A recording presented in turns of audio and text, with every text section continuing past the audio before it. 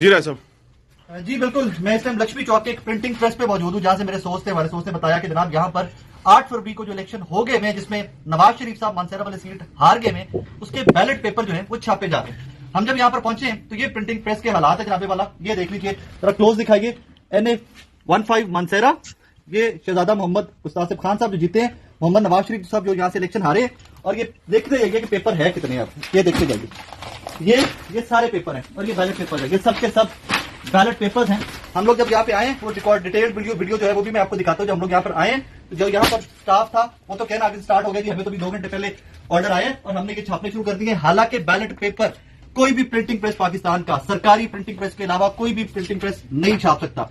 Tip I थी, tip के ऊपर काम करते यहाँ पर पहुंचे तो आगे जनाब बिल्कुल ये दिन दिहाड़े यहाँ पर मियां मोहम्मद नवाज शरीफ साहब जो इलेक्शन हार चुके हुए हैं NA-15 मानसरा का, उसका जनाबे वाला यहाँ पर बैलेट पेपर छापे जा रहे हैं। और ये